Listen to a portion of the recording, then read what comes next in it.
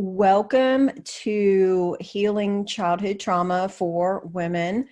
I'm glad that you all could come today. And I just want to start with saying, first of all, thank you. Some of you have emailed me and told me some about what your experience has been, what your pain has been in your life. And I always appreciate that.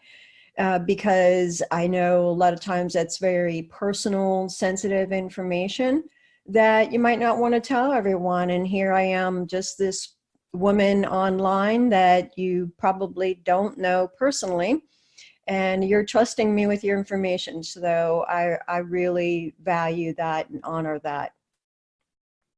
So as we get started in talking about the impact of childhood trauma and how that can be healed, let me just say there are different kinds of trauma, obviously, and I don't want any of you to wonder, well, was what happened to me, was that bad enough to be called trauma? Or because there's always a tendency, right, to look at others and either to think what happened to you was so much worse and to minimize what happened to other people, or just usually it's just the opposite, that women will look at others and say, oh, well, their experience was really bad, and mine, what happened to me was just what happened to me.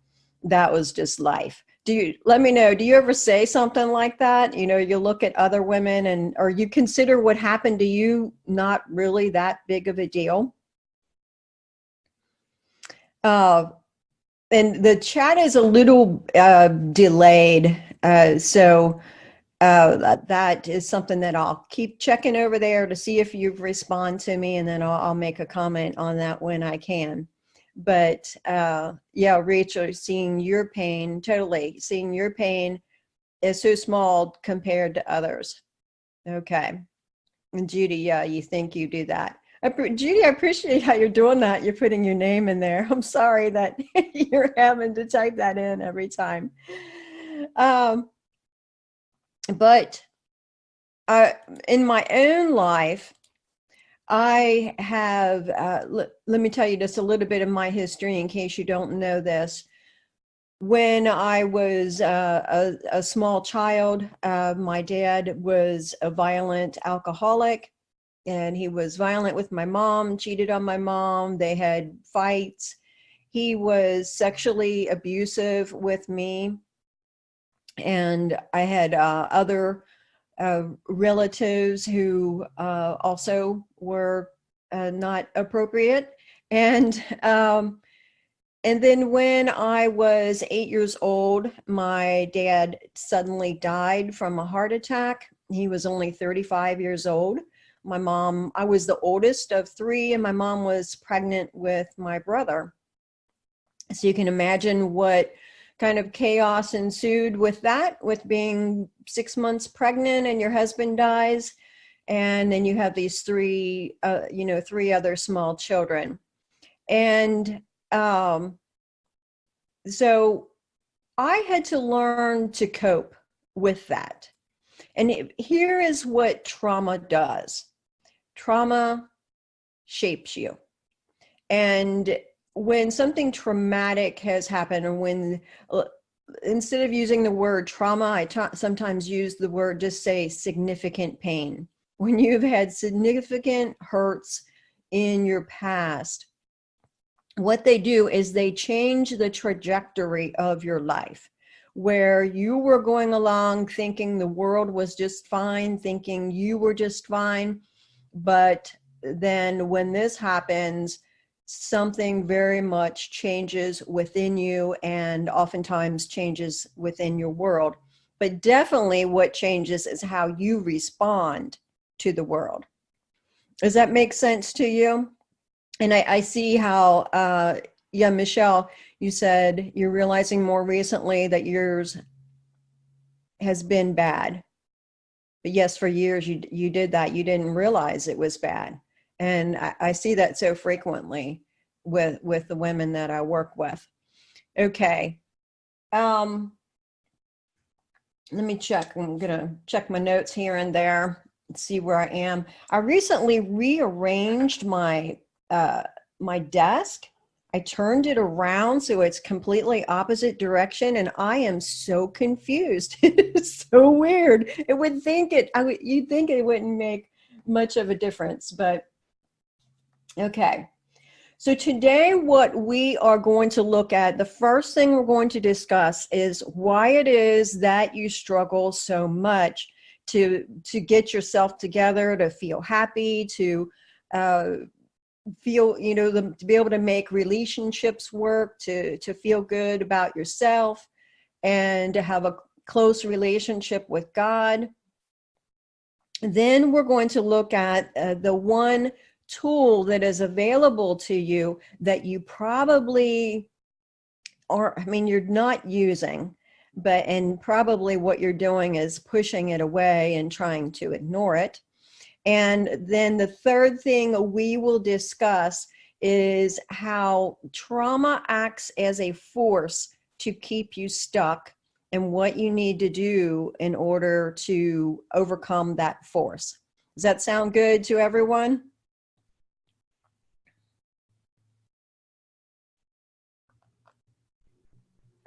Okay. Yes. Rachel. I'm glad you're here, Rachel.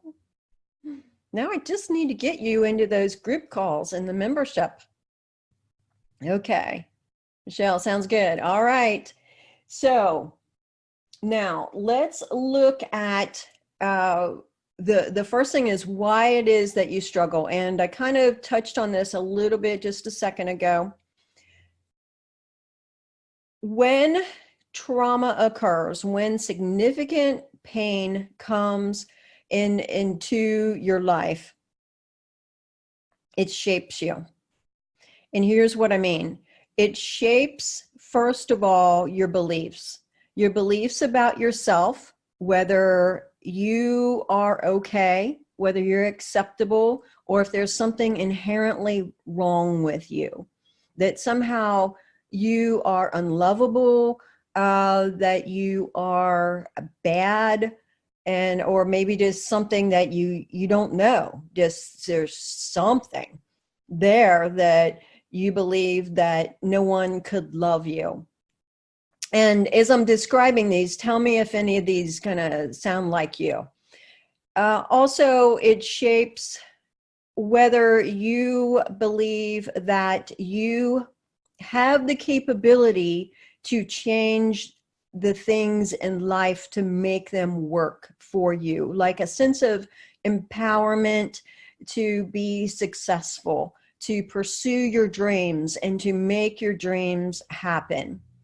So when significant pain occurs, then you begin to believe that you don't have that, because then you continually have this what could be called failure at being able to grasp onto the safety and the happiness that you needed when you were a child. And this is what I'm talking about, is when you were a child, this happened to you. And it also changes your view of others.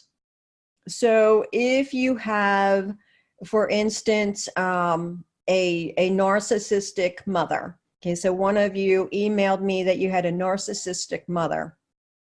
That is a mother who is not tentative to your own emotions, to your needs, but instead turns it around to be about her, or she ignores you and what's going on. So that is going to shape how you view your own emotions, that your emotions are bad, or that they are childish, they're selfish. It will also shape your view of others, and that others can be there for you. That if you're upset and you call out to them, that they will come to you, that they will care about how you feel. Now, if you had a parent who was also emotionally manipulative, who was physically, sexually abusive, then that also can shape how you view people as being safe. If people were continually in your life breaking promises, or that I tell you, one of the hardest situations to deal with is a parent who is warm and loving, or maybe not warm, but loving and telling you that they really love you and doing good things, but then also they can go into a rage and it's like they're another person. And this, sometimes happens if someone has an addiction, especially substance abuse, that they can be like that. But if they have like a Jekyll and Hyde sort of personality, that really messes with the child, because then you don't know what it is that you can trust. And so when you don't know what you can trust, then you stay in this place of not trusting ever. And so all of this comes with you into adulthood. And what I call this is a pattern of response. So that when you are in a relationship with someone and things aren't going well, or you are in a situation that you're not sure what the other person thinks of you, or you're fearful that it may not work out right, then it's going to trigger that response pattern within you.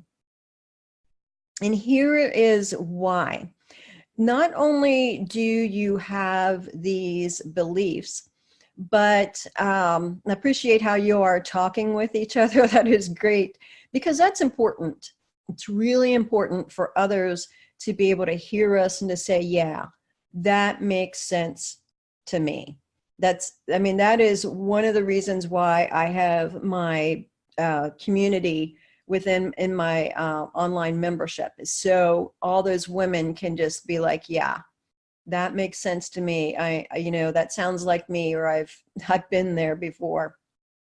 We need that affirmation from others. That's, what we needed as children. We needed affirmation. Okay, let me get back on track now.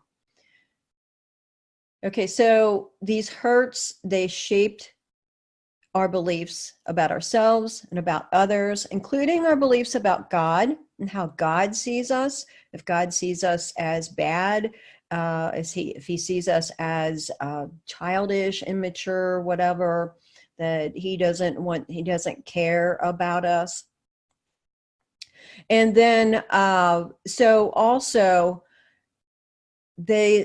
what happens is this literally changes, this pain that we experience literally changes our brains, so that our brains function differently. Now, when you encounter pain in your life, you go into a fight or flight or freeze state. And that when that happens, your body responds to it. The emotional part of your brain triggers that fight or flight or freeze state. It automatically tells you thoughts of you're in danger. This isn't going to work out well for you, and you need to either freeze up to keep safe, or you need to attack, or you need to escape.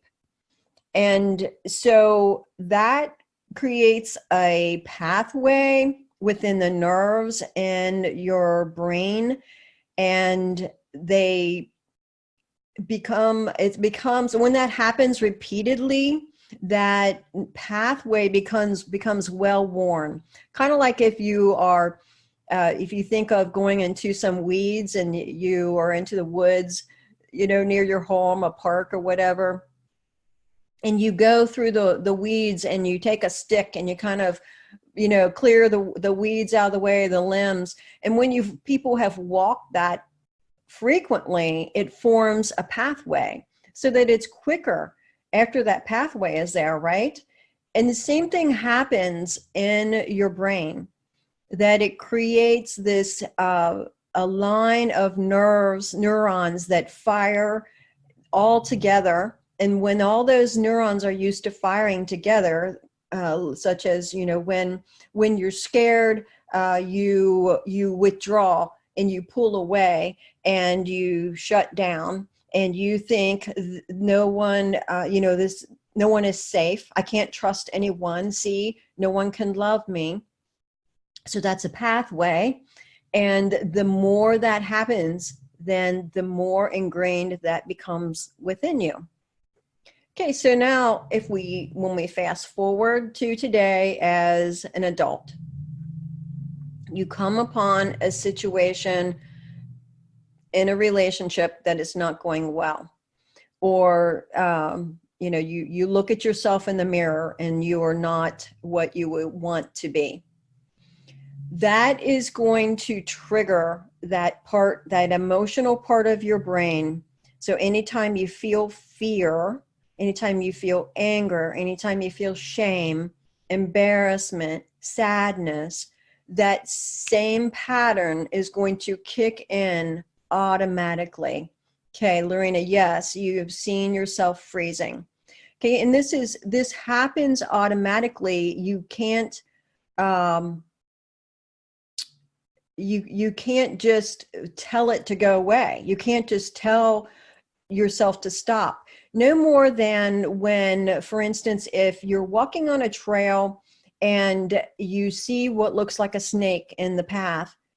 I mean, it's actually a stick, but the emotional part of your brain, because God has designed that emotional part of our brains to be able to kick in just in an instant in order to protect us. So the emotional part of your brain is going to see that stick just like it's a snake, and you are going to freeze, or you are going to run the other way, right? So the same thing happens in relationships. The same thing happens when we see something that it's going to trigger that part of the emotional brain. That pattern's going to kick in for you. All right. So have you ever had that explained to you? Does that make sense? Why you would respond today very similarly, and in all relationships, why you continually seek out the same kind of bad relationships, why you continually withdraw in relationships, or you continually maybe attack when you get upset with someone, when you beat yourself up all the time. Does that make sense for you? Okay, so Michelle, yeah, you've been reading about that. Great, good. So that's so helpful when you can, the more you can learn about that. Okay, so let's go on to the second point that I want to explain to you. And this is about the tool that is so helpful, but yeah, you are definitely ignoring and probably pushing away. Now, first of all, what we tend to do when our pattern kicks in, for instance, you look into the mirror and you roll your eyes, or you snarl and you go, oh my goodness, you are so disgusting. And then you just feel so heavy and depressed. And then you get angry at yourself and you start thinking about all of the stupid things that you do. And then you start thinking about how your husband doesn't love you. He can't love you because you're so whatever. You're so fat, you're so skinny, you're so stupid, you're so selfish, you're not loving enough, you're not sexy enough, or whatever, right? We can have all kinds of, you can have all kinds of things that that pattern is going to tell you. And then you see yourself doing that. You see, oh, look, I am always beating myself up, and I'm always feeling so alone and so empty. You know, I try so hard, but look at me, I'm always doing this. And so you try to just push it away. You try to ignore it, or to tell it to go away. Stop feeling that way. Stop telling yourself that. Stop feeling lonely. Stop feeling empty. And then you beat yourself up because this pattern is kicking in. And does anybody do that? Does this sound familiar to you, of trying to tell yourself, don't be afraid, don't be anxious, don't be depressed, telling yourself, well, God made you, God loves you, and so you should feel in your heart that God loves you, and all of this. Okay, you see the patterns that you continually fail in relationships leaves you empty. Yes. Okay. So what happens though is when these patterns kick in, instead of beating yourself up, instead of ignoring it, instead of trying to make yourself be different, which you can't do that. You can't make yourself be different. It's almost like, if you want to be a concert pianist, you can't say, tomorrow I'm going to wake up and I'm going to be a concert pianist, or I'm going to sit down at this piano right now and I'm going to become a concert pianist. No, you have to have a plan. I mean, you have to realize, okay, I don't know how to play the piano, or I don't know how to play this well. And so you have to learn how to do it. So the tool, I feel like I'm kind of talking in circles here. So just bear with me. I'll get back here to what I want to tell you with this. When these patterns show up for you, what you need to do is to pay attention to them and notice them. Be able to notice what is happening within you and see how the pattern is kicking in, the pattern of response. Because when you just push it down or try to ignore it, that really is making that pattern stronger. So when you see, for instance, you come and you're looking at yourself in the mirror, and you start to snarl at yourself, your tool here is to notice that the pattern is kicking in.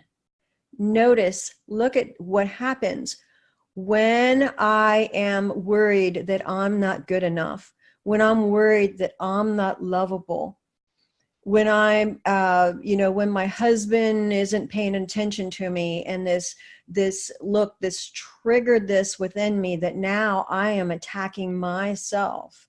Look at what I'm saying, telling myself. And then also, as you're recognizing this pattern, look at what happens with how it feels within your body. Because as a child, what got ignored was how emotions are signaling to you that something is wrong. You weren't able to say, I'm afraid, I'm lonely, I'm feeling unloved, and to have someone care about that and tend to that for you. So it's right now you have this tool of noticing this pattern. When the pattern shows up, you can reparent yourself by recognizing those emotions that are showing up for you. You know, why am I criticizing myself? Because I'm feeling lonely right now, because I'm feeling unloved right now. And where are you feeling that in your body? What's it doing to you? What's causing me just to slump over?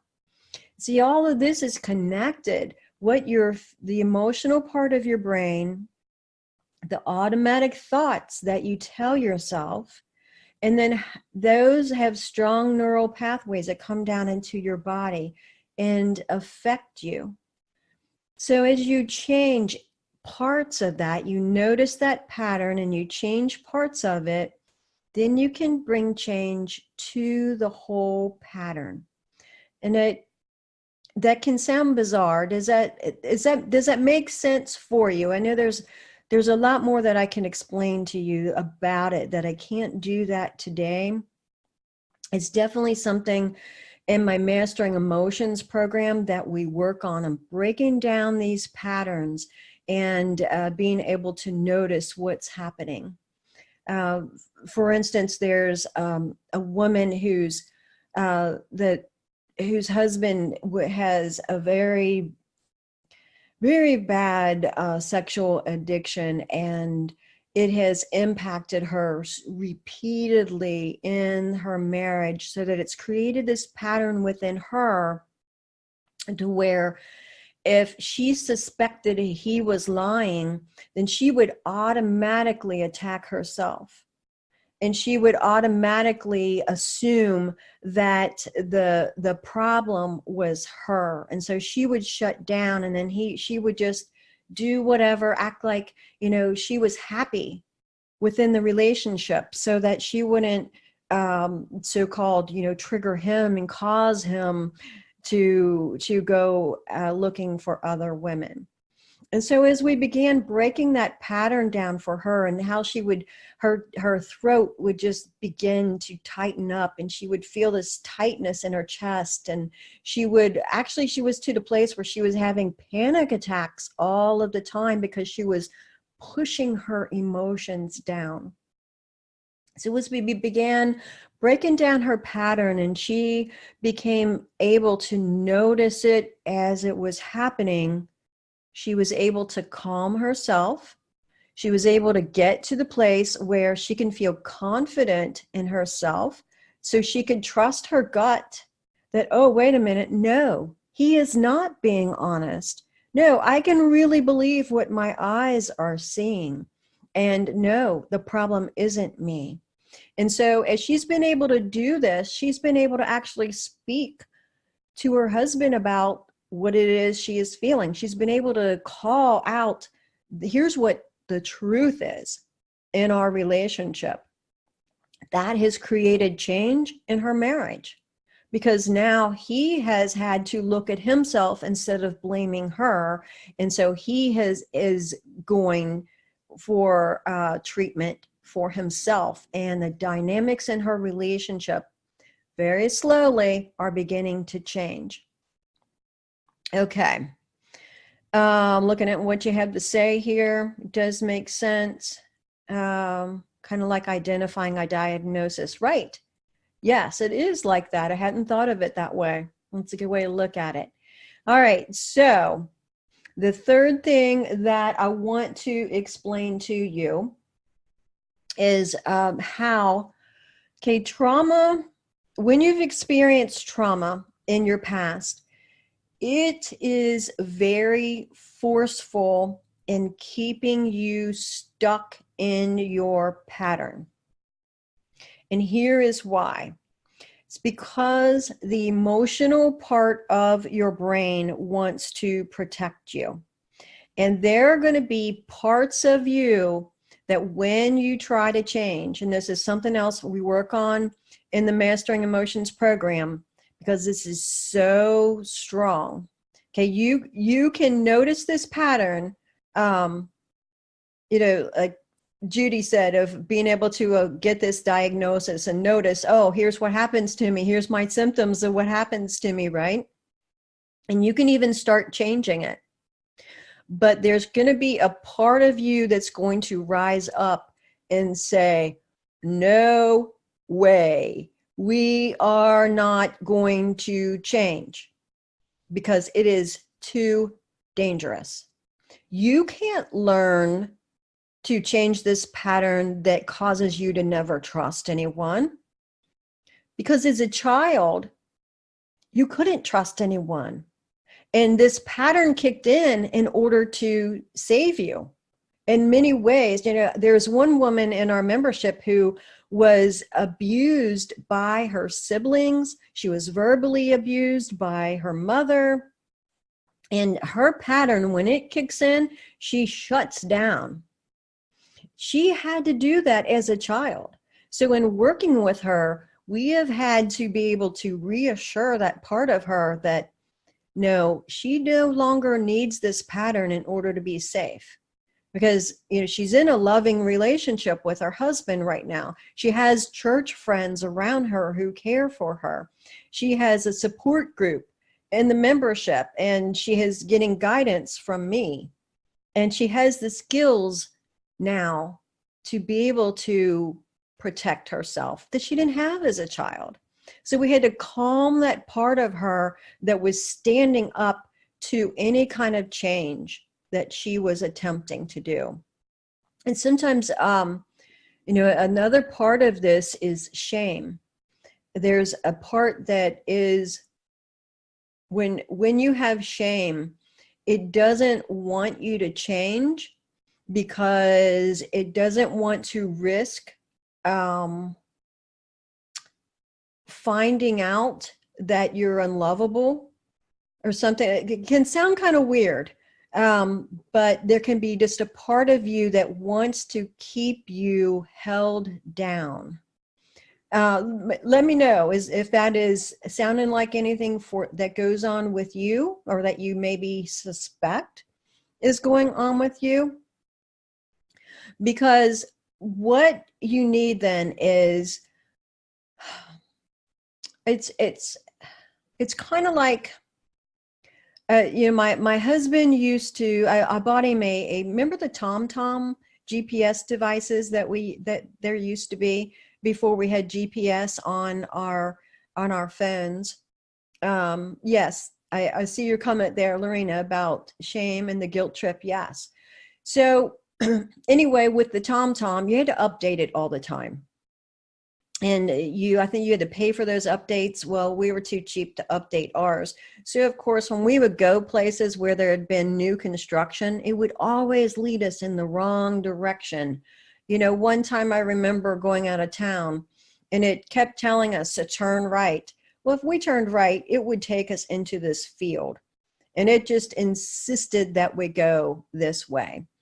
And, you know, we went left, and it kept telling us, make a U-turn and go back, make a U-turn and go back, because the TomTom was like so afraid, you know, it's not real, but it was that part that, you know, of us that would be like, you're going the wrong way. It's dangerous. It's dangerous. It's dangerous. You can't do that.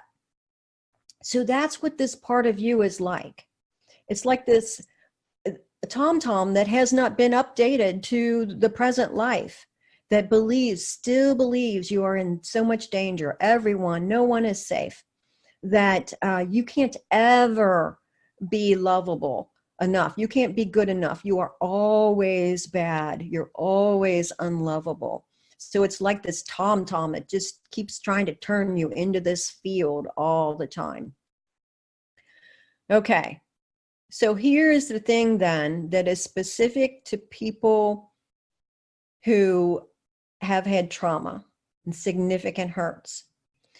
You do need some professional help with this, because this part of you is so strong, and it's hard to identify that it's there without someone else identifying it for you and calling it forth and just saying, there's that part of you, right, that fears change, or that part of you that wants to protect you, that part of you that tells you you don't ever believe that someone can love you. Okay, so is that something that you've ever heard of. And, is that making sense for you? And I'm going to look through your comments.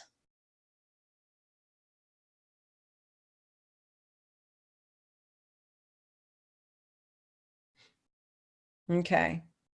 Yeah, Michelle, and feeling like that part of you. So Michelle, what you're describing there about, you said you started doing that again yesterday. You tried to talk yourself out of doing any recovery work because you're just being too hard on your parents. Okay, so Michelle, what that is, see how you got that resistance that said, oh, you can't do this recovery work because you're being too critical of you. That makes you too critical of your parents, too hard, being too hard on them.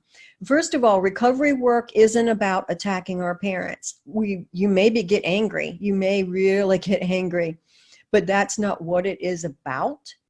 But that part of you rises up to say, oh no, look what you're going to do to your parents by doing this. You're going to hurt them. They were good parents. And, they did have some good stuff going on. They probably did love you, but they weren't perfect.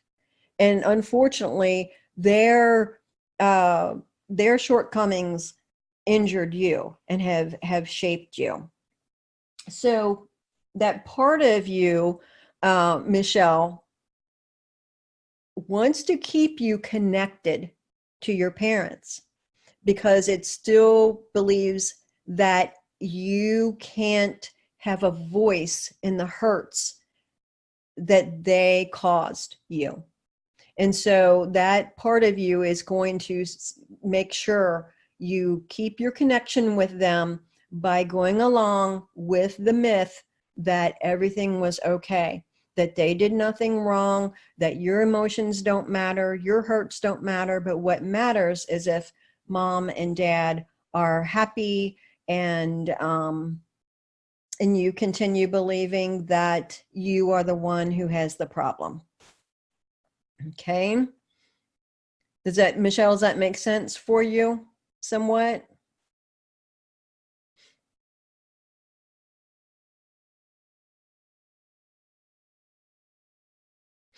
Okay, Judy, yeah. Sometimes you can have a discussion. You can kind of talk to that self part and reassure.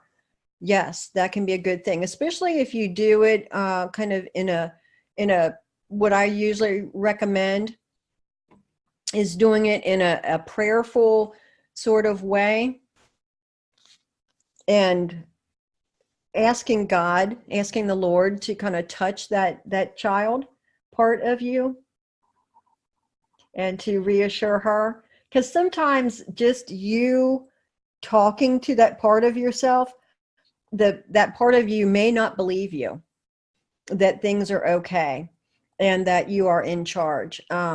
If that's working for you, that's good. But it may not, it doesn't always work. Sometimes that part of you may believe the Lord that it's okay, or you can do that in different ways. And we talk about this in the membership. Okay. Michelle, talking to Judy, good.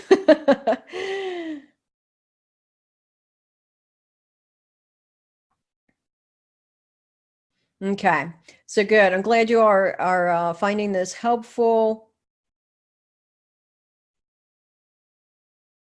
Okay, yeah, you like that, to talk with the Lord and ask him to comfort that little girl. Yeah, because a lot of times, what the Holy Spirit can do to those wounded parts of us is that's going to be beyond what we can do ourselves. And sometimes what you can do with that too is that that part of you that's resisting, that's getting afraid, pushing against recovery, you can kind of, and as you talk to it, you can kind of ask her, like what it is that she needs, what she's feeling. And that's part of that reparenting too, that we work on. Okay. Now, that is that's all I have for you today. And I would, if any of you are interested in working with me further, I do have a complete program that consists of videos and worksheets that guide you through this and understanding. You're welcome, Michelle. And understanding your pattern and how to change that. And then I walk with you through that as you communicate with me in my forums, and guide you through that. Plus, I have a live, I do every 2 weeks, I do a live group call. It's like this, but you get to, you're unmuted and you actually get to talk with me. And then we walk specifically through what you're experiencing, and then I give you guidance. And in the standard level, you get those recordings, but in the premium, you can attend the meetings, and then also you can schedule one-on-ones with me, and then you would turn on your camera and you would be unmuted, and it'd be just like you and I are just sitting here talking one-on-one with each other. And I'm trying something else, something new that I haven't ever offered.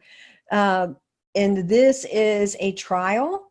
Like, you can try out the membership, excuse me, in it for just $9.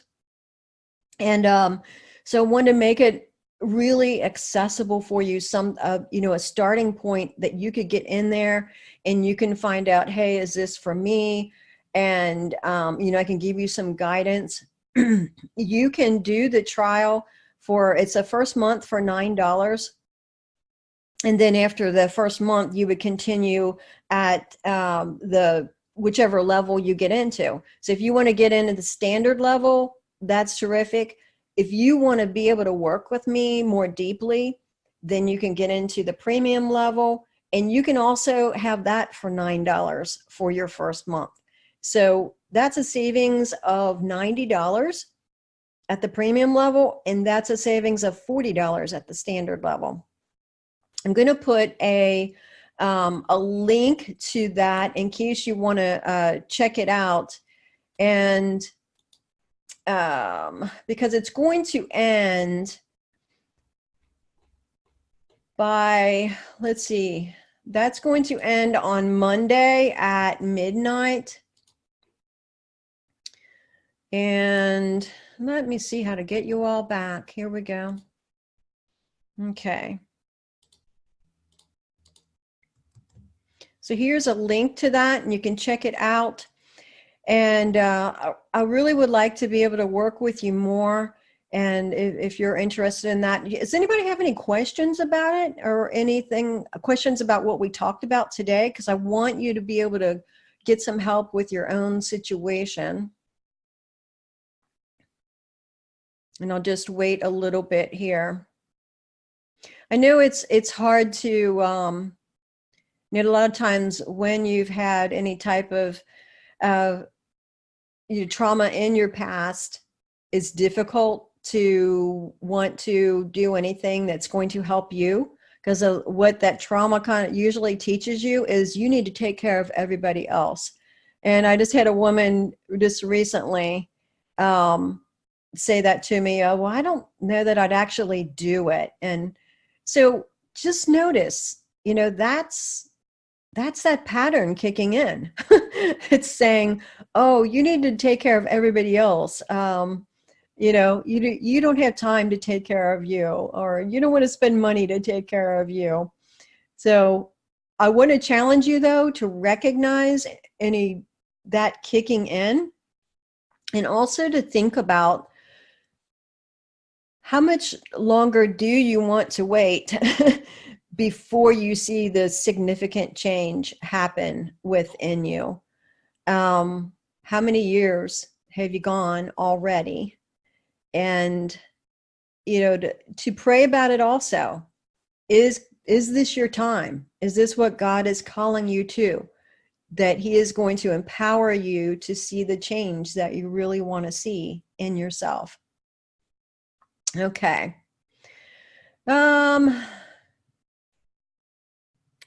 Okay. Did I cover the ACE study? Not specifically. I've written about the ACE study. The ACE study pretty much, it has a similar conclusion of how when you had childhood traumas, how they shape you. What I did, Eileen, and you'll get a recording of this, what I did was explain why it shapes you and what it does to you and how it changes your brain and your response pattern and how that kicks in automatically. But just because you have a score of 4 or higher doesn't mean that you have to remain the same. You can bring change. And when you change this pattern, actually what you're doing is you're creating new nerve cells within your brain and even throughout your body. That's why a lot of times when you heal emotionally, you heal physically also. And when you've had trauma in your life, you have a really high rate of getting an autoimmune illness. Okay.